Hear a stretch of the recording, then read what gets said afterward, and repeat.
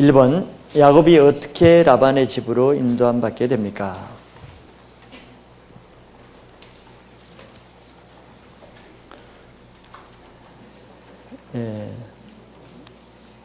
양을 치는 우물가에서 라반의 딸 라헬을 만남으로써 자기가 목표했던 라반의 집으로 인도함 받죠.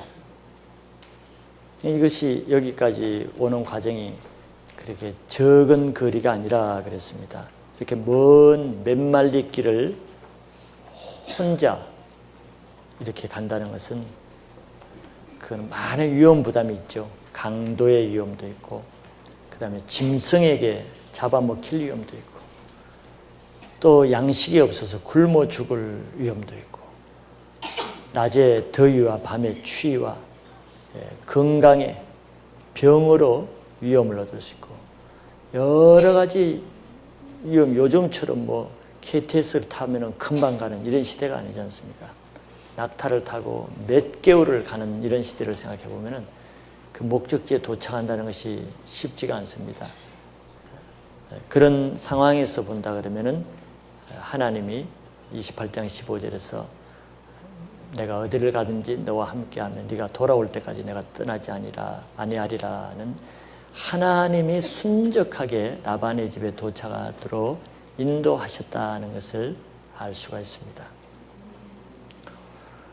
우리 모든 인생이 그렇다고 볼 수 있습니다. 이 세상에 우리 믿는 사람은 우연이란 말은 결코 할 수가 없겠죠. 믿지 않는 사람이나 우연이란 말을 하지만 이 세상에 우연은 없습니다. 하나님이 다 계획한 대로 인도하신 대로 되기 때문에 우리 인생, 여러분들, 우리들 한 사람 한 사람의 인생은 다 하나님의 계획 가운데, 아시는 가운데 이루어지고 있습니다. 그것만 해도 내 인생이 얼마나 존귀한 인생입니까? 거기에다가 지난주의 말씀처럼 천사까지 다 붙여가지고 수시로 항상 하나님께 내가 하는 일거수일투족을 보고할 만큼 하나님이 나에게 굉장히 관심과 계획을 가지고 있는 존재라는 것입니다. 이런 존재니까 우리 자신에 대해서 우리가 의미를 가져야 됩니다. 우연한 존재가 아니라는 것이죠.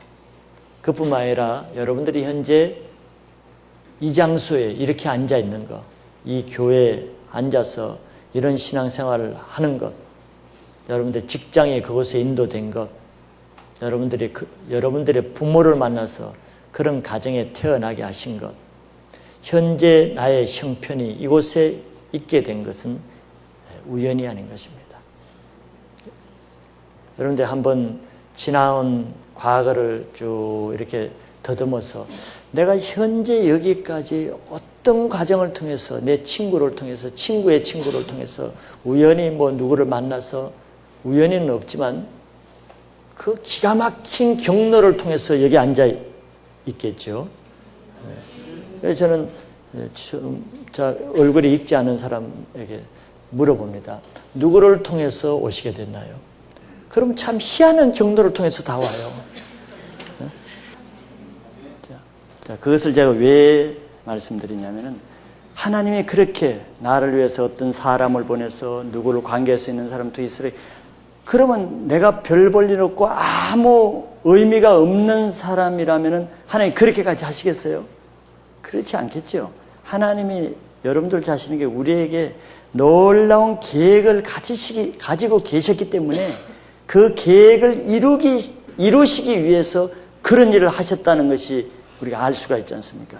네. 야곱도 마찬가지거든요.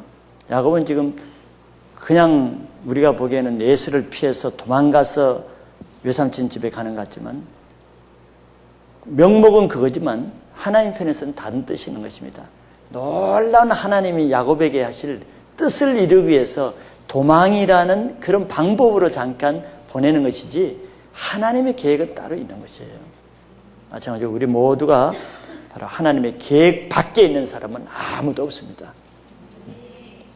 우리 인생은 우연이었기 때문에 여러분들이 우리가 현재 내게 있는 이런 상황, 여건, 형편들은 하나님이 허락하시고 인정하시고 주신 것이라고 볼 수 있는 것입니다. 그렇기 때문에 우리는 하나님이 내게 주신 이런 상황, 여건, 형편에서 최선을 다해서 하나님의 뜻을 이루는 것이 우리의 자세가 되는 것입니다. 가장 어리석은 사람은 인생을 우연으로 생각하는 거예요. 우연으로 생각하면 왜 나에게는 하필 재수가 없어서 이렇게 어려운 일이 있는 거야? 왜 나에게는 지금 내가 원치 않는 이런 일이 있는 거야? 항상 이거 우연으로 돌립니다. 하나님의 계획이 아니고 일이 뭐가 잘못돼서 생긴 것이다. 이거는 일어날 일이 아닌데 내게 생겼다. 이러면 인생을 부정적으로, 자기 인생은 없어지는 거예요. 그럼 자기 인생은 언제? 평생 자기 인생은 없습니다. 내게는 모두 잘못되고 내가 원하지 않는 것, 그럼 그거 자기 인생이 아니에요? 그것도 자기 인생입니다. 인생을 하나님 관점에서 보면은 환난이든 고난이든 또 좋은 때든 다 소중한 기간인 것이에요. 더더구나 성경적으로 봐도 하나님은 우리에게 큰 뜻을 이루기 위해서는 특별히 태평한 때보다는 고난의 때를 주십니다. 실제로 그렇죠. 아브라함도 그랬고 이삭도 그랬고 야곱도 그랬고 항상 고난을 주십니다. 왜냐하면 고난의 형편은 잠언서에서 은에서 그 찌기를 제하라. 그러면 장식에 쓸만한 것이 나오리라. 이런 말씀이 있습니다. 고난만이 우리 인간이 죄와 불순물과 세상 찌꺼기들을 빼낼 수 있는 좋은 기회가 됩니다. 고난이 없으면 우리가 죄를 달고 살아요. 하다못해 다른 죄를 안 져도 게으른 죄라도 짓습니다. 나태한 죄라도 짓습니다. 고난이 없으면. 그래서 고난이 주어진다는 것은 하나님의 어떤 계획이 있는 것입니다. 하나님은 찌기가 있는 은을 가지고 물건을 만들어봤자 쓸모없는 물건이 되잖아요. 근데 좋은 은 수저를 하나 만들더라도 은을 잘 단련해서 찌꺼기를 뺀 다음에 만들잖아요. 그 과정이 시련인 것입니다. 고난, 시련. 믿음의 위대한 하나님의 일꾼들 보세요. 다 많은 시련을 겪어왔습니다. 또 많은 시련을 겪어온 사람이 하나님 큰 일을 하고 다른 사람들을 도울 수 있습니다.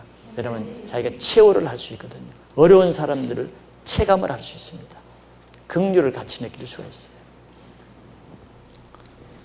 그래서 야곱은 결코 버려지고 도망가고 이런 것이 아니고 하나님의 또 다른 계획 아래로 온전히 지금 인도되어져서 라반에게 가는 것입니다.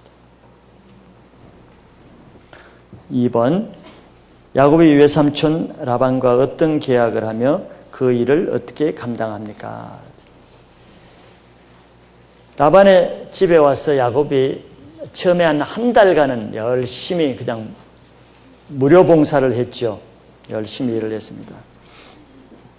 그런데 한 달 지나서 라반이 야곱에게 말했습니다. 네가 비록 내 생질이긴 하지만 어떻게 공수로 그냥 품삯 없이 일만 내가 시킬 수 있느냐?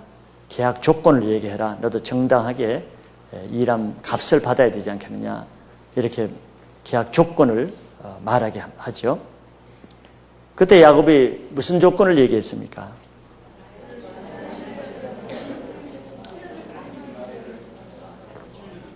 예. 왜 그랬죠? 예. 밧단 아람에 와서 제일 처음 만난 사람이 라헬이었죠. 양을 치고 라헬을 만든 야곱은 라헬을 첫눈에 반했습니다.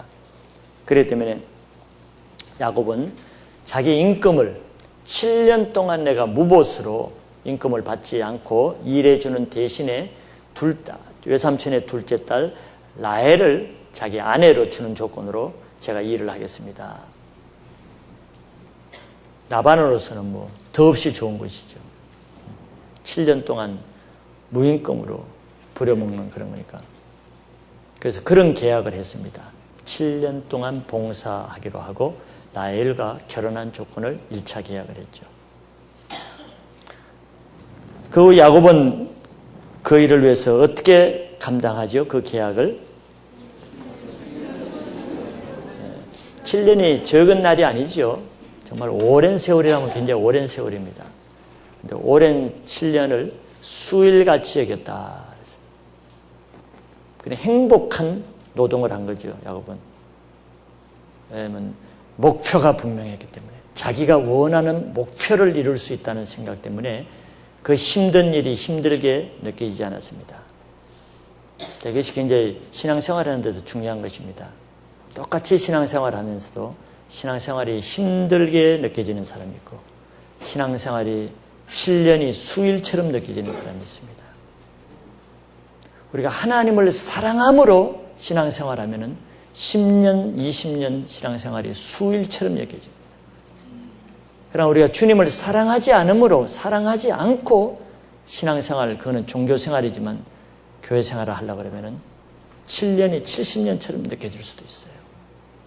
이게 굉장히 비결입니다. 신앙을, 우리 옛날에 인사할 때는 뭐라고 인사했습니까? 예배 전에. 이왕이면은 기쁘게 예배 드립시다. 신앙생활은 자기 태도가 굉장히 중요합니다. 우리는 신앙에 목표가 분명하면 분명할수록 신앙이 가볍고 쉽습니다. 목표가 분명하지 않을수록 신앙생활이 힘들게 돼요. 그럼 우리 신앙의 목표가 뭐겠습니까? 첫째는 하나님의 사랑이고 이웃 사랑인데, 구체적으로 말하면 내가 정말 이 세상을 사랑하지 않고 하나님의 영광만을 위해서, 나는 하늘의 상급만을 위해서, 그 목표가 정말 내 마음 양심의 목표가 되는 사람은 신앙이 굉장히 쉽습니다. 걸림이 없습니다. 시험 들 일도 없어요. 아무리 상황이 어려워도 기쁘게 할 수 있습니다. 그렇죠? 왜? 이 세상의 상급을 내가 원치 않으니까. 이 세상에 편한 거 이게 아니라 하늘에서 나의 황금집과 하늘에서 큰 상급의 집을 바라보는 사람은 이 세상 일에 매이지 않습니다. 그러나 지식으로는 하나님을 위해서 산다고 하지만 실제 자기 가치관이 이 땅에서 인정받고 부하고자 하는 사람은 수시로 곤두박질 치잖아요. 신앙이 어려웠다, 좋았다, 은혜 있었다가 시험에 들었다가 목표가 분명하지 않기 때문에, 표대가 분명하지 않아요. 사도 바울은 자기가 모든 사도보다도 더 고생을 많이 했다 그러거든요. 실제로 그랬고요. 근데 사도 바울은 굴곡이 없었지 않습니까? 오직 표대를 향해서만 가는 거지. 부르심의 상을 위해서 달려갈 길을 내가 간다고 디모데후서 4장에 그렇게 말하잖아요. 표대가 분명한 거야. 이 세상에 뭐 인정받고 영화, 이거는 먼 거리입니다. 오직 하나님 앞에 상 받는 거, 부르심의 상을 받는 거, 그것만을 위해서 가는 거예요. 그러니 뭐 어려움이 없죠. 시험 들을 일이 없는 것이.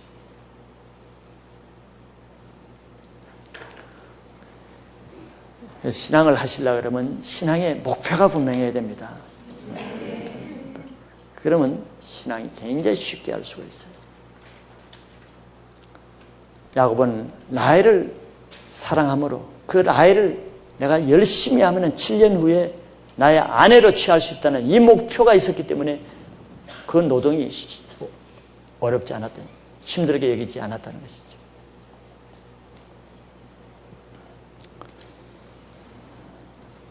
(3번) 7년 계약 기간이 끝났을 때 라반이 어떻게 야곱을 속였습니까? 7년 동안 수일처럼 이제 꿈이 부풀어 있었겠죠. 이제 라헬과 결혼할 날을. 막상 결혼 때 라반이 어떻게 야곱을 속입니까?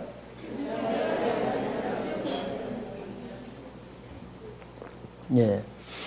결혼 첫날 밤에 라헬을 신혼방에 보낸 것이 아니고 첫째 딸 레아를 보냈습니다. 완전히 사기극이죠. 자기 조카를 완전히 속이는 것입니다. 이런 외삼촌을 둔 야곱이 참 안 됐지, 어떻게 보면은. 속일 게 따로 있지. 어떻게 아내를 그렇게 뒤바뀌어가지고.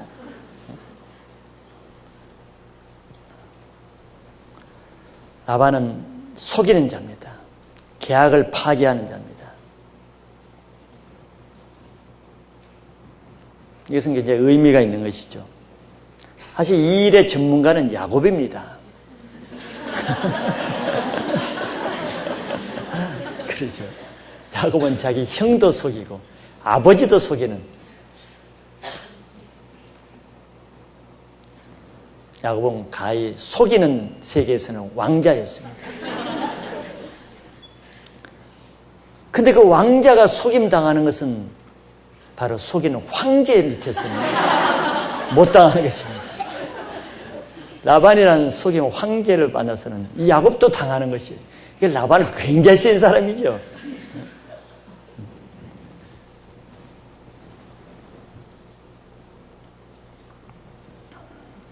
자, 이거는 영적인 원리가 있는 것입니다.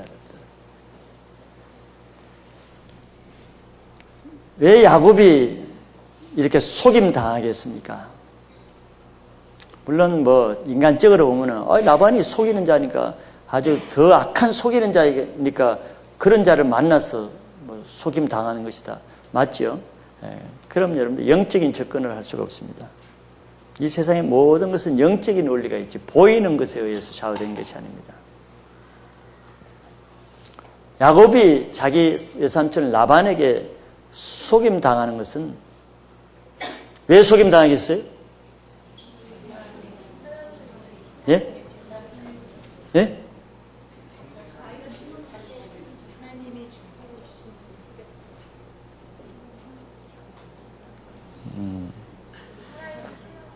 하나님의 훈련? 또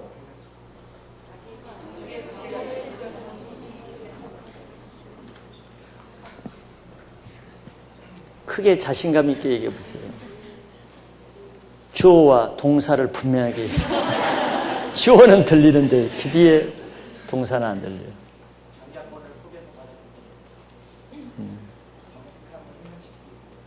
정직함을 훈련시키기 위해서. 예? 12방법을 이루기 위해서. 역시 긍정적인 사고를 가지고 있어요. 야곱과 라반의 영이 같기 때문에. 예. 야곱 속에 속이는 영이 있었기 때문에 라반의 속임에 속게 되는 것입니다. 이런 영적인 원리를 알아야 되는 것입니다. 영들의 세계는 계급이 있습니다. 우리 천사들에게도 계급이 있잖아요. 천사장이 있고 센 천사가 있고 약한 천사가 있죠. 우리 영권도 마찬가지입니다. 기름 부음이 강한 사람이 있고 기름 부음이 약한 사람이 있잖아요. 계급이 있습니다. 센 사람. 악한 마귀의 세계도 똑같은 것입니다. 마귀의 세계가 뭐 딴 세계입니까? 마귀의 세계도 천사의 세계잖아요. 악한 천사지, 타락한 천사지. 계급이 있습니다. 계급은 뭐냐면은 약한 자는 더 강한 자에게 굴복하게 되어 있는 거예요. 그죠? 강한 자는 강한 자를 결박하지 않고는 그 세간을 넉탈할 수 없다. 예수님 말씀하신다면. 강한 자는 더 강한 자만이 결박할 수가 있다는 얘기예요. 이게 영들의 세계입니다.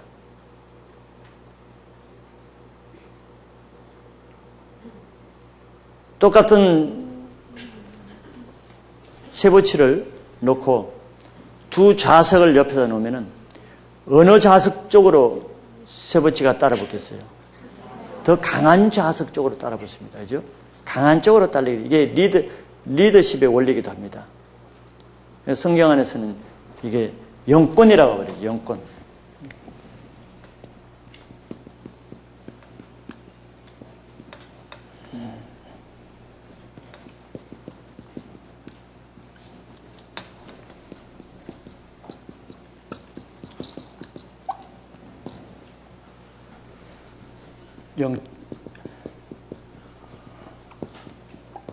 영적 권세란 말이죠. 영권이란 말이에요.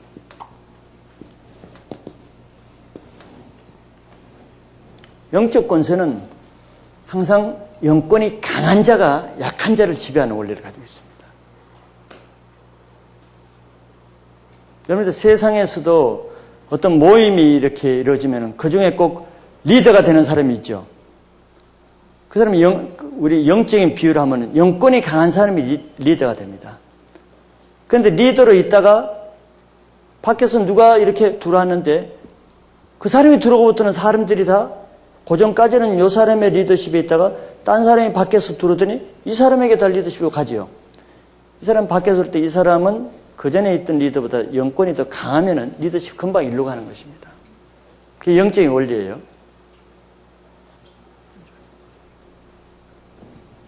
이 영권은 사람이 갖는 것이 아닙니다.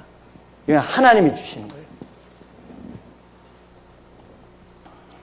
사무엘서에 보면은 사무엘이 어떻게 영적 권세를 가지게 됐다 그랬습니까? 하나님이 주셨죠. 하나님이 주셨는데 어떻게 주셨다 그랬습니까? 사무엘이 하는 말은 하나도 땅에 떨어지지 않았어요. 다 이루어지게 하는 것입니다. 이 영적 권세는 하나님부터 하는 것입니다.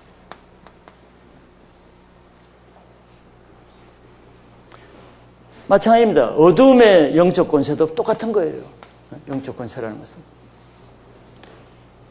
무당들이 다 되어 있지만 이름난 무당들이 있죠.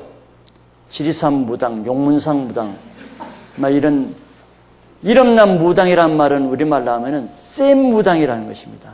센 무당이라는 것은 악한 권세가 그들이 말로 하면 기가 더 강한 무당을 말하는 것입니다. 그러면 똑같은 무당이라도 똑같은 무당이 아닙니다. 무당에서 우두머리가 있습니다. 대장 무당이 있습니다. 그 영권이 강한 사람이 약한 무당들을 다 거느리는 것입니다.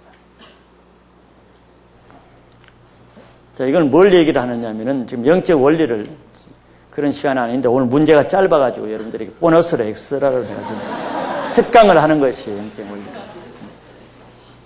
그렇다고 무당은 되지 마세요.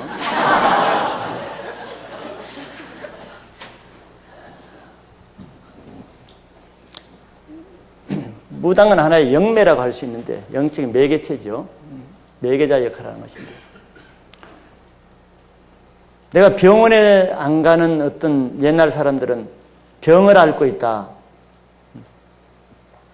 그러면은 무당을 찾아가죠.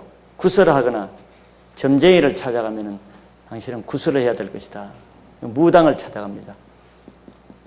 무당을 찾아가서 구설하면은 예를 들어서 신기가 있다. 머리가 아픈데 낫지도 않고 간질을 나는데 낫지 않고 병원에서 못 고치잖아요. 무당한테 구설 몇백만 원 주고 했더니 나아요, 안 나아요? 낫지. 안 나으면 무당 못 살지. 밥 벌어먹게 살기 힘들지. 나으니까 무당이 존재하는 거죠. 안 나으면 무당을 할 수가 있겠습니까? 찾아가는 사람이 없을 텐데. 어떻게 나으면은 이 사람이 은혜 받은 것이죠.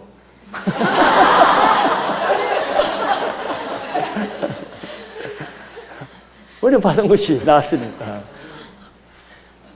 아멘은 안 하시네. 무슨 은혜냐면은 어둠의 세계에 영향력을 받았다는 점입니다. 그죠? 나았죠? 그럼 이게 좋은 것이겠습니까? 나쁜 것이겠습니까? 결코 이건 좋은 게 아닙니다. 무당에서 가서 안 낫는 것이 오히려 좋은 것입니다. 뭔지 알아요? 나으면은 이 사람의 인생은 이제 이 무당의 영의 포로가 되는 것입니다. 지배가 되는 것입니다. 나으면은 이 사람은 평생 이제 무당의 꼭두가시 무당에게 완전히 잡혀서 조금만 아파도 무당에게 안 가면은 낫지 않고 재앙이 있어도 무당에게 완전히 뭐죠? 이 무당이란 사람을 말하는 것이 아닙니다. 악한 영이 지배하는 영매자로서 무당을 말하는 것입니다. 그럼 이 사람이 한번 나았죠. 나으면은 그다음부터는 이제 평생 아무 일 없어요. 이전에 조그마한 병 앓던 더 많은 문제가 생깁니다. 이제는. 끊임없이 무당을 찾지 않으면 살 수가 없는 폐가 망신하는 것입니다. 이 인생은.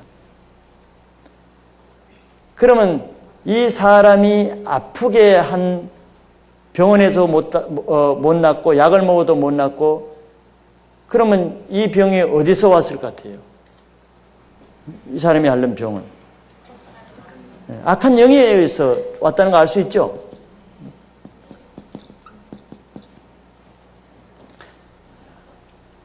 악한 영이 잡고 있는 것은 병원에서 낫지 않습니다. 그렇기 때문에 오늘 말씀처럼 영은 영으로서만 다스려야 되는데 이 사람은 하나님을 찾지 않고 악한 더 센 영을 찾은 것입니다. 지금 이해가 돼요? 이런 건 여러분들 리더는 이런 걸 알아둬야 됩니다. 여러분들 리더 앞으로 동역자가 되고 리더가 된 사람. 자, 이 사람에게 예를 들어서 통계적으로 영의 세기를 10단위로 놔둔다 그럽시다. 0부터 10단계, 10이 제일 세다고 그럽시다. 그런데 이 사람에게 잡힌 영이, 예를 들어서 뭐 두통, 여러분들 아는데 머리 아픈 사람 있죠? 만성 두통, 그게 다 악한 영이 잡고 있는 것입니다. 명치에 가슴 답답한 오래 막 하루 뭐 돼지고기 먹고 취한 거 그런 거 말고 그냥 활명수 먹으면 돼요. 그건 무당한테 안 가요. 그런 거 말고 오랫동안 만성적으로 가슴이 취한 것처럼 답답한 그게 영적인 것입니다. 여러분. 그건 활명수를 안 돼요. 빨리 나와서 기도해야 되겠어요.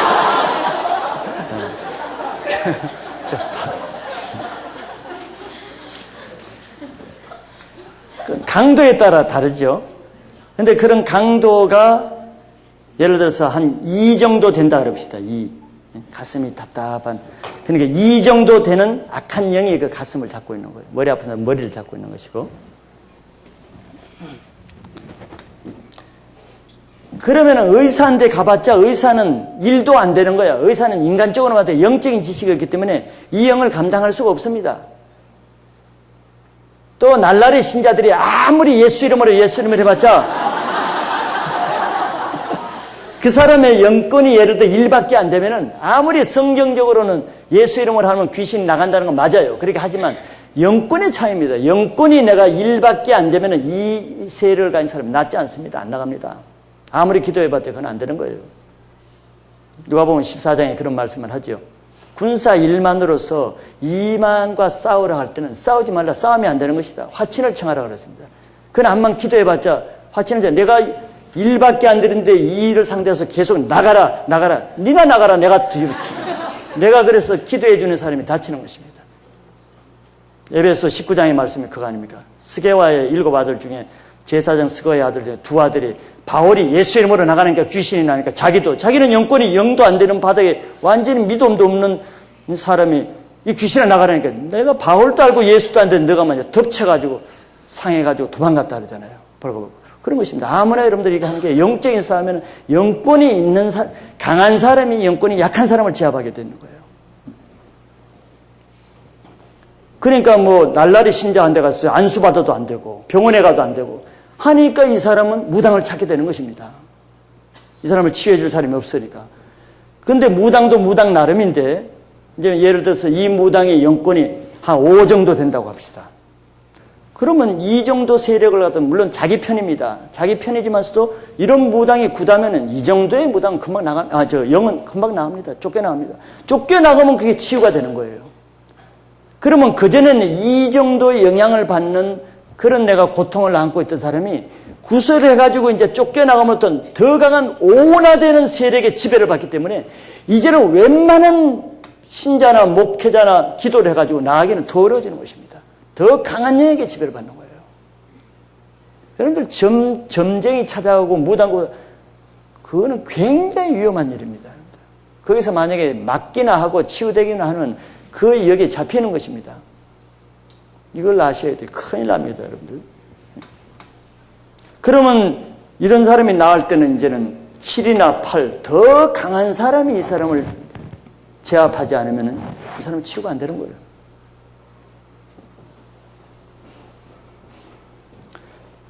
지금 왜 야곱에게 이런 일이 있는가? 예를 들어 여기 비유를 쓰면은 야곱의 형을 속이고 아비를 속이면 그것도 제법 센 영이 있는 거예요. 거짓말을 하는 영이. 그럼 그 영이 한 5 정도 된다고 합시다. 야곱에게 있는 속이는 영, 거짓말하는 영. 5 정도가 있으니까 야곱의 집에 리브가도 속이는 영이 좀 있는데 그 정도 가지고는 리브가는 한 2 정도밖에 안 돼. 예를 들면. 그리고 이삭과 에서는 60만 강했지 그건 한 1 정도밖에 안 돼. 야곱은 이 아비 집에 있어서는 자기 속에 있는 오라는 강한 속이는 이 영을 치유받을 수가 없습니다. 무슨 말인지 알겠어요? 치유받을 수가 없는 거예요. 왜? 다 약하니까. 늘 속이면 속였지 절대 자기 가족들로부터는 속임받지 않습니다. 영이 속이는 영이 원체 강하기 때문에. 그러면 이 야곱은 치유가 안 되는 것입니다. 그래서 하나님은 더 강한 영을 붙여가지고 야곱을 지금 속이는 영을 깨트리는 작업을 하기 위해서 멀리 원정 출산이 아니라 원정 위탁 교육을 시키는 거예요. 여러분들 아셔야 됩니다. 우리의 영적 전투에 왜 늘 제가 강조하는 게 뭡니까? 정직하라고 얘기하죠. 성경은 악으로 악을 이길 수 없다 그랬습니다. 그걸 아셔야 됩니다. 악으로 이긴다. 악을 악으로 이기려고 하는 것은 이라는 악을 오로 이겨야 되는데, 그럼 내가 더 악한 자가 되지 않으면 안 됩니다. 악으로 악을 이기려고 그러면, 속이는 자를 내가 이기려면 나는 더 강한 속임을 해야 되는데, 그럼 내가 더 강한 속임의 영에 내가 지배를 받게 되는 거예요. 그 위험한 것입니다. 그래서 성경은 선으로 악을 대하지 악으로 악을 갚지 말라고 하는 것입니다. 세상 사람들은 그런 방법을 하죠. 악한 방법으로 악한 사람을 다스리려 합니다. 그는 자성자박이 되는 거예요. 항상 영적인 원리에 의해서 살아야 됩니다. 이런 걸 나중에 리더 교육 때만 하지, 여기 전부 초신자들한테 내가 이런 얘기를 하는 건 아닌데,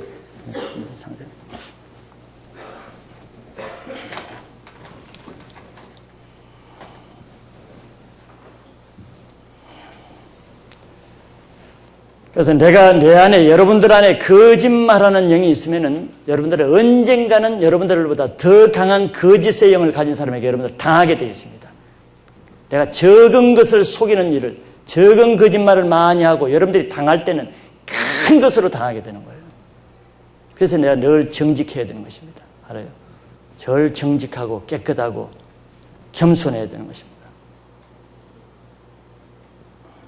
내가 부정직하면은 나보다 더 부정직한 자에 의해서 내가 당하게 되고, 내가 교만하면은 나보다 더 교만한 자에 의해서 내가 당하게 되고, 아직 그렇게 되어 있는 것이죠.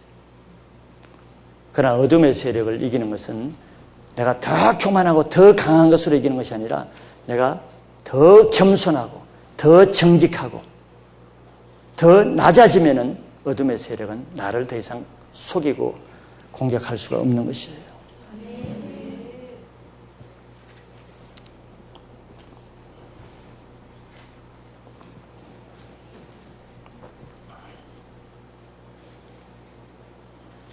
그다음에 4번, 야곱이 라반과 어떤 2차 계약을 하게 됩니까?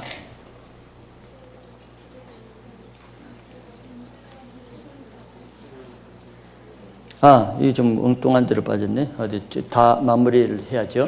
자, 첫날 밤에 라반이 무슨 계약을 취소했냐면은 라헬과 결혼하기로 한 그 계약을 파기하고 첫째 딸 레아를 들여보냈어요.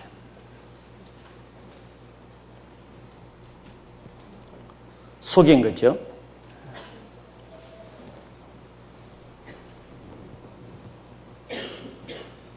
그럼 여러분들이 야곱이 멍청하게 레아인지 라헬인지도 구분하지 못했단 말인가? 구분하지 못했겠죠. 7년 동안 라헬을 따라다니고 라헬의 목소리도 알고 라헬을 그렇게 좋아했으면 라헬에 대해서 꿰뚫고 있을 텐데. 우리 친척 중에 옛날에는 다 중매 결혼을 그렇게 하잖아요. 얼굴도 잘 못 보고 사진이라도 있으면 모르는데 사진도 없으면 그냥 어른들이 시켜서 결혼을 하잖아요. 그런 시대가 오히려 이혼율이 없어. 시키면 시키는 대로, 살려면 사는 대로, 그냥 사는 거예요. 그래서 저한테는 제종조부 같은, 제종조부 되시는 그 어른이 옛날이죠. 그 할머니가 몇 년 전에 돌아가시는데, 결혼을 하셨는데 몇 달 동안 자기 남편이 누군지를 몰라가지고, 옛날은 대가족이잖아요. 가족에 있으면은 가족들이 있고 모성들이 많이 있단 말이죠. 그러잖아요. 남자들이 많으니까. 또 그때는 내외를 하던 시대이기 때문에 여자와 남자와 여자가 이렇게 대면을 잘 안 하잖아요. 여자 생활이 따로 있고 남자 생활이 따로 있고, 아침 일찍 새벽부터 남자들은 들에 나가서 일을 하고 여자들은 부엌과 빨래를 하고 이렇게 서로 떨어지기 때문에 그런 일이 있어요. 그럼 몇 달 동안 자기 신랑이 누군지 모르는 거예요.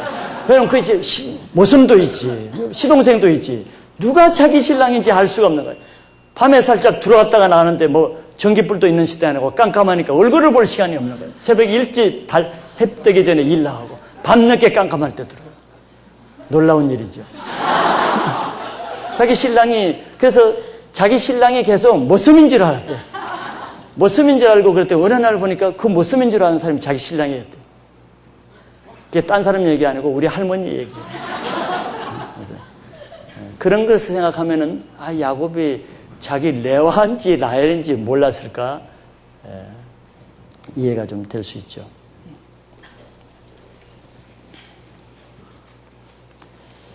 네 번째, 4번. 야곱이 라반과 어떤 2차 계약을 합니까?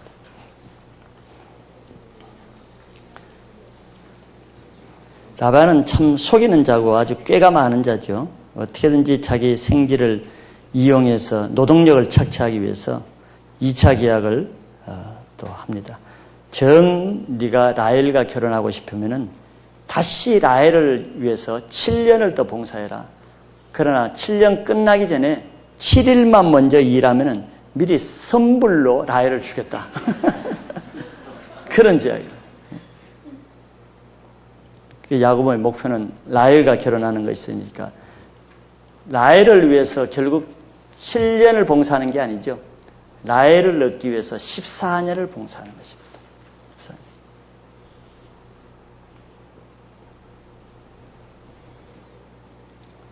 야곱은 자기가 계획한 목표를 이루기 위해서 아주 집념이 대단한 사람입니다.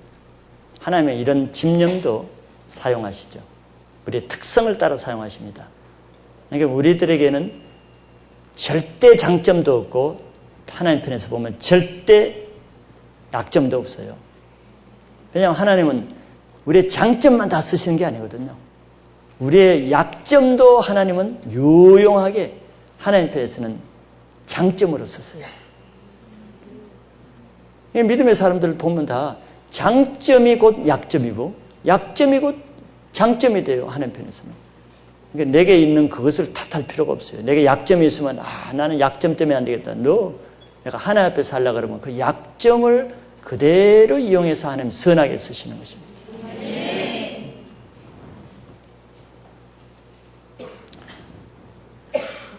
라반은 속이는 약점을 가지고 있는 신실하지 못한 사람이기는 하지만 하나님은 라반 중심의 역사를 하는 게 아니죠.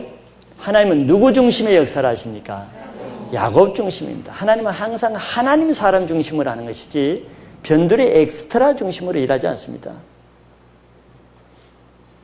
그래서 야곱을 중심으로 산다고 할 때는 하나님은 라반을 야곱을 위한 훈련관으로 씁니다. 자, 우리는 나 한 사람이 하나님 앞에 쓰임 받기 위해서는 반드시 나를 훈련시켜서 하나님이 쓰시는데 그것은 대부분 다 사람을 통해서 나를 훈련시킵니다. 그런데 훈련시킬 때는 반대를 통해서 훈련을 시켜요. 의인을 훈련시키기 위해서는 하나님은 의인을 사용하기보다 악인을 주로 사용합니다. 왜 그러냐면 의인을 훈련시키는 사람에게는 화가 있어요. 의인을 훈련시키는 사람에게는 상이 없습니다. 그런데 의인을 훈련시키기 위해서 의인을 쓰시겠습니까? 그러면 그 의인은 희생자가 되는데 그렇게 하지 않습니다. 의로운 하나님의 백성 이스라엘을 훈련시키기 위해서는 반드시 악한 아수르나 바벨론이나 블레셋을 사용해서 훈련시키는 거죠. 그래서 그 의인의 훈련이 다 끝나면 하나님이 아수르를 파하시고 바벨론을 파하시고 블레셋을 파하고 용도 필기를 하는 것입니다. 악인을 훈련시키기 위해서는 항상 의인을 쓰십니다. 그렇기 때문에 의인이 부당하게 핍박받는 이유는 이상할 것이 없습니다. 악인에게 훈련의 도구가 되기 때문에 악인으로부터는 항상 의인이 미움을 받고 대적을 받고 핍박을 받게 되는 것입니다.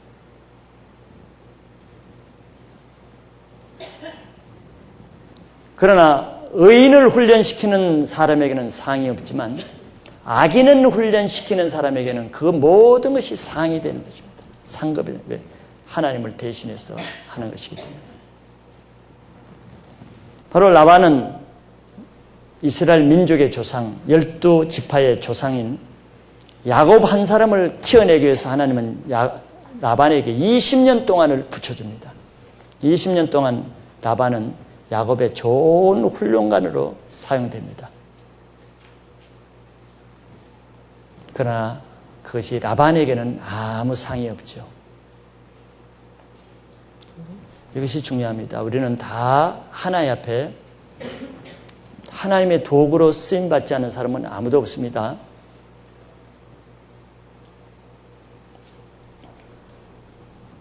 가장 미련한 사람은 하나님 앞에 쓰임받는 자체로 의미를, 즉 의인을 훈련시키는 도구로 쓰임받는 자체를 의미를, 쓰임받는 것으로 상급이 있는 것이 아니고 어떤 도구로 쓰임받느냐가 더 중요한 것입니다.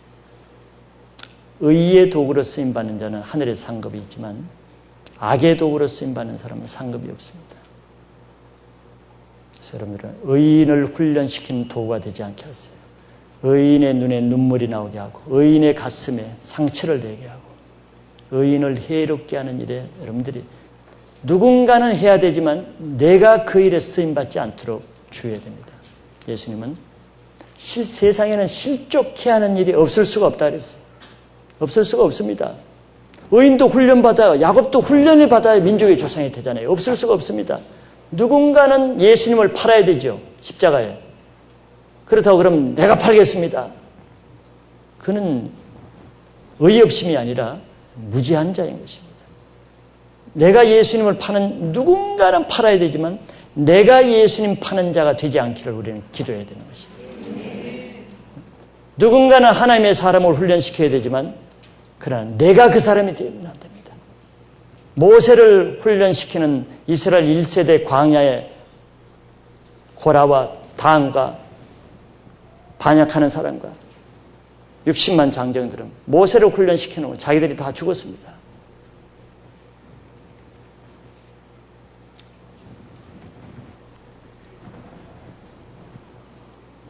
신앙은 실제이기 때문에 여러분들이 장난식으로 고집을 피우면은 그 열매가 다 자기에게 들어옵니다. 마음이 강팍한 자는 의인을 훈련시키는 도구로밖에 쓸 데가 없어요. 교만하고 강팍한 마음은 내가 아무리 선하게 살고 싶어도 살게 되지 않죠. 지식이 많으면 뭐합니까? 마음이 강팍한 사람 알고도 그렇게 안 합니다. 그런 사람이 의인을 훈련시키는 도구가 되는 거예요.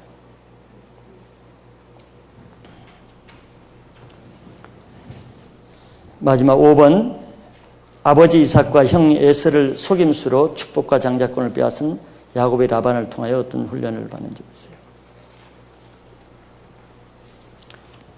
야곱의 약한 점은 남을 속이는 것이라 그랬습니다. 자기의 약한 점은 자기보다 더 강한 사람을 통해서 하나님이 훈련시킵니다.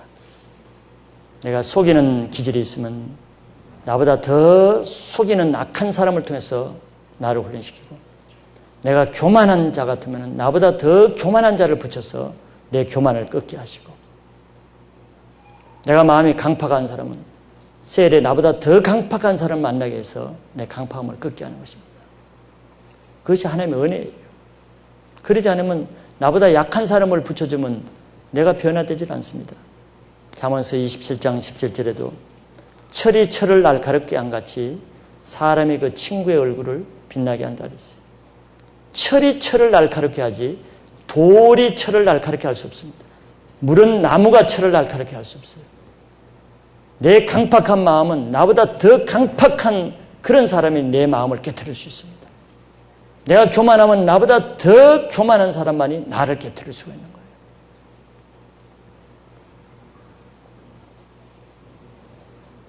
거예요. 반역만 일삼는 자에게는 잠언서에는 잔인한 사자를 보낸다 그랬습니다. 하나님께 계속 반역하는 사람 보세요. 하나님이 잔인한 사자를 보냅니다. 자기를 계속 반역한 사람을, 자기보다 더 반역이 심한 사람을 나에게 붙여줘서 내가 괴롭힌다는 게 아닙니다. 그래서 내가 겸손할수록, 내가 온유할수록 내가 그런 많은 시련과 훈련을 피할 수가 있는 것입니다.